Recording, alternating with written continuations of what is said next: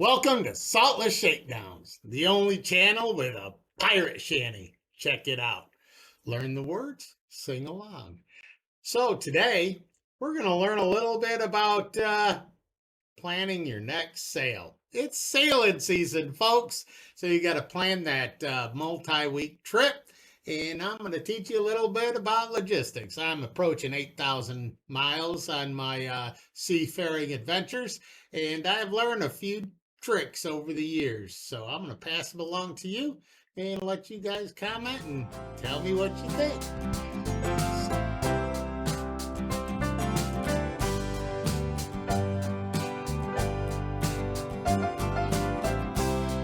Okay, so we're going to do a 5-step process for planning our vacation. And the first step is sort of gaming your travel plans. Now, I plan our vacations around the highlight points. And for us, highlight points are the weekends. Usually something's going on someplace. So I try to figure out where I want to be on that first weekend, where I want to be on that second weekend. And we like a little bit of excitement, and we know that there's a music festival the first weekend of July over on Chambers Island.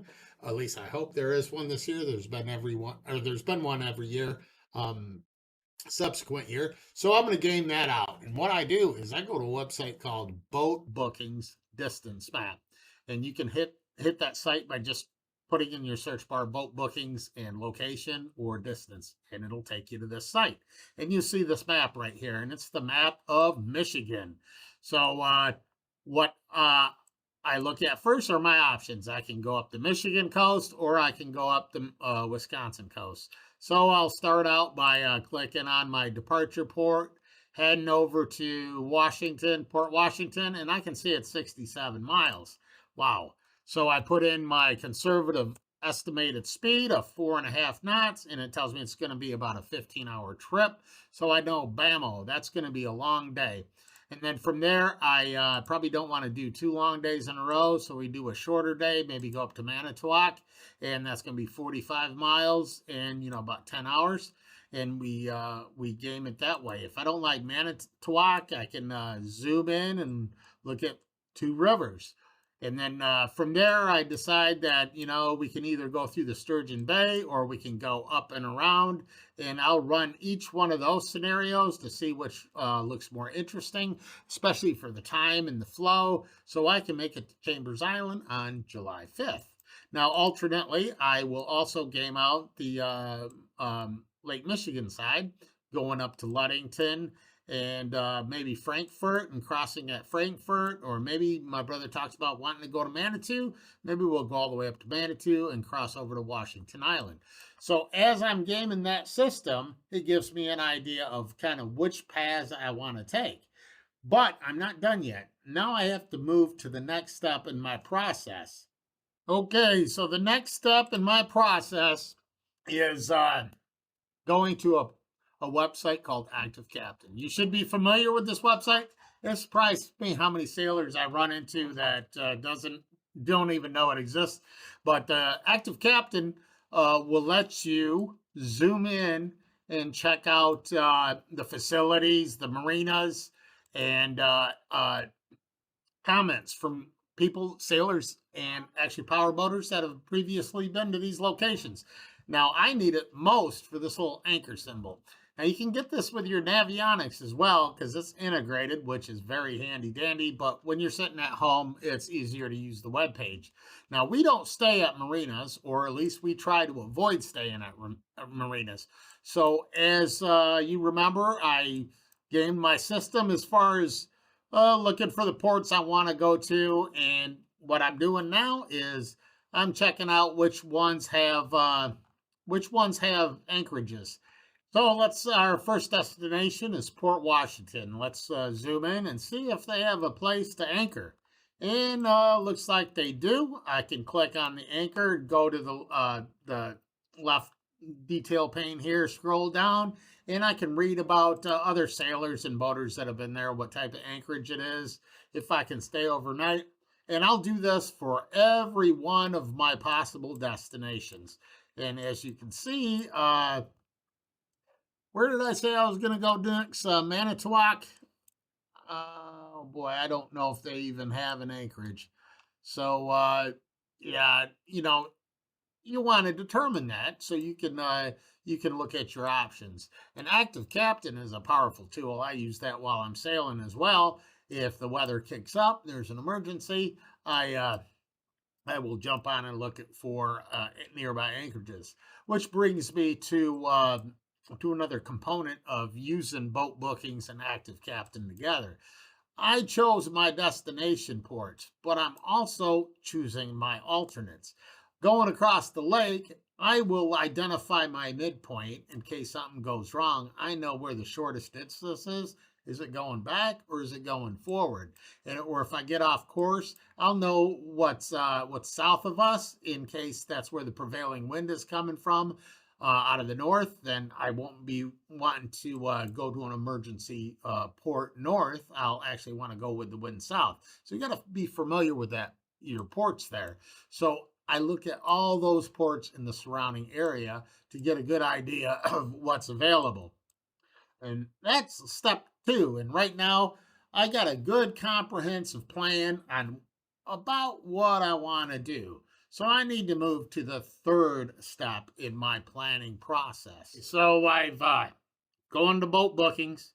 I've gamed my uh, charts as far as the routes I want to take.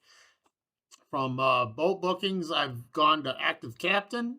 I've done a review, inspected where all the anchorages are, and now we're on step three. And step three is going to a lunar calendar and finding out when full moon is. And as you can see from here, full moon is on the 7th. Our departure date is going to be on the 28th of July. So I go back and I look at the 28th and whoo, it's going to be a waxing crescent. Now that's a long trip across the lake, and it's going to be pretty dark. So I'll take that into consideration. If it was a full moon on the 28th and I was going to go across the lake, I might leave at midnight, 11 p.m. But since it's going to be so dark, I don't. It's when you're leaving Muskegon Lake in the dark. It's dark, so I'll probably I'll actually probably leave at 3 or 4 a.m. still and sail into the daylight. But that's really important to consider is especially when you also bring your crew into it and understand their capabilities.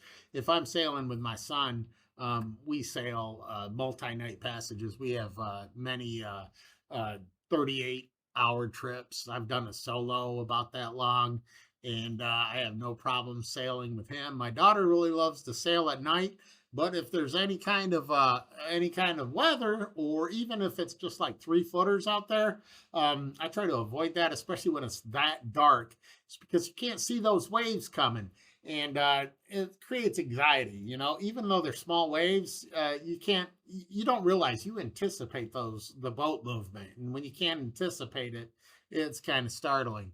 So I take into account the moon phases, and then we move on, and let's go to step 4. Step 4 is organizing all that information in a way that you can see it in the big picture, and you can take the whole thing in snapshot. What I've done is I've created this spreadsheet here. In the spreadsheet, I have automated. So as you can see, I've got my this is my primary route is passage to Ludington, 55 nautical miles. I'm going to leave at 8. I have this in military time. So I leave at 8 a.m. and it tells me it's going to be about 12-hour trip. And I put in all the moon phases at the same time. So the next passage is to Manitou, and let's say that's 70 miles. And we're going to have to leave at 6 a.m. As you can see, it auto-populates everything, shows me it's 15 hours, and I'm going to have about 35% of moonlight. So this is important for a couple reasons, because I'll do this sheet, and then I'll do my alternate sheet. And this one I have already filled out, and it will show all my times, and including travel times. And then after I get this sheet completed, what I'll do is I will email it to who my crew is going to be so they can review it and understand when we're departing, when they want to get off the boat. Let's say, I think my brother wants to get off on the 10th. So we'll be around Sutton's Bay. And I'll have to account for that because if he gets off the boat, somebody's got to drive a car up there and do the switch. But this lets my crew know uh, what the schedule is, and also if they need to alter it, tell me they can't be there on that day or something like this, which is usually what they do. Well, actually, it's not what they do. They usually say, "Oh, it's just fine." They usually don't alter it till we're actually on the trip, which really makes it difficult. So, if your crew and your captain sends you information like this, do your due diligence and review it and understand it. So you can know exactly where you're going. My crew always knows where we're going, how long it's going to take estimated, and they should be fully up to speed. So after I catalog all this and I've finalized my plans, and I usually have two plans because if the weather changes, you usually will be stuck going with an alternate, and I've done that many times. Used my alternate plan, and but they're both been gamed out. I've looked at all the ports along the way. The only thing I don't put on here is my emergency outs. Uh, the crew they should do that homework. I know they don't, but I definitely do that homework, and that is what I do for step 4. Now we're going to move on to the 5th and the final step. Okay, so we're at step 5. So what we've done is we've went to boat bookings. We've traced alternate routes to get an idea of which way we want to achieve our destination points. We've went from there to active captain to check the anchorages because we don't do marinas. But if you do marinas, you can go to active captain and look at the marinas, look at the facilities. But we've done all that, read the reviews. And then from there, we moved over to the moon chart. We've populated that information from the moon chart so we can have a good idea when the full moon is or when it's going to be pitch black out there. And then we organized it into a spreadsheet. And our spreadsheet is our trip at a glance. I've used the spreadsheet now to send it to my crew to get their acceptance. And now everything's locked in and I'm getting ready to depart. But it's about a week before vacation. This is what I do. Now, I used to use the Navionics website, but they no longer offer it on the web. I do use it for navigation on my iPad. So I just go to boatbookings.com, or not boat bookings, I'm sorry, iBoating.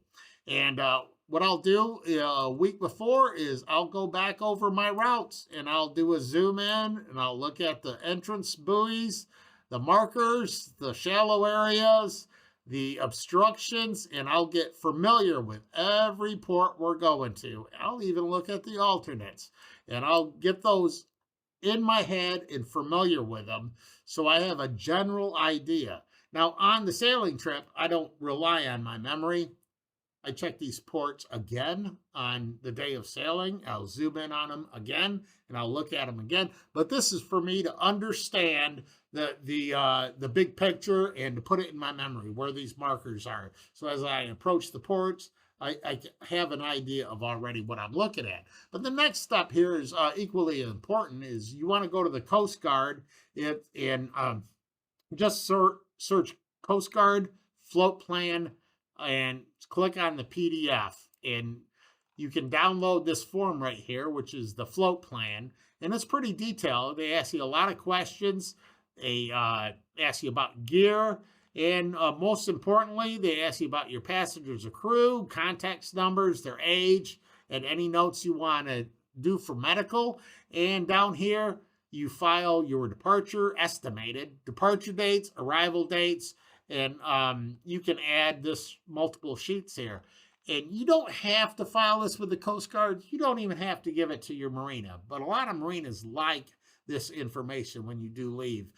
But you do want to give it to either your spouse, a loved one, somebody that's going to look over your trip. So they have this information, and that's your contact person back home. That's the one you're texting and saying, hey, we're heading to Muskegon now, or we're heading to Manistee. And if you don't text them and they try to reach out and get a hold of you, and they can't get a hold of you, and they decide they have to notify the Coast Guard that you're missing, they can supply this form to the Coast Guard. This Coast Guard form will let these people know exactly the condition you're in. Do you have dry suits? Do you have an EPIRB? How many people are on board? Where about might you be at this time? And it really gives them a head start on where to look for you. So definitely fill out this float plan and give it to your marina. Give it to the loved one you have on shore, and this is your backup if you end up in your emergency flotation device. We use ours as a dinghy. If you end up in the water, this float plan ain't going to help you except for recovering your body. But if you end up in the water, you better have some flares. So that is the fifth and final step. You're ready to go on your dream vacation. You have a little bit of confidence now. You know exactly where you're going to go. You know where you're going to anchor. Your crew is up to speed, and it will create a smooth, effortless vacation that will change as soon as you depart because the weather will change. If you got any questions, ask me down below. If you got any suggestions, what did I leave out? Notate that down below. What do you do when you're planning a long 2-week, 3-week, 4-week excursion? Do you just go, or do you perform some ritual documentation before you depart? Let me know down below, and give this video a like, a thumbs up, and subscribe. Y'all have a wonderful day, and see you out there sailing. Peace out.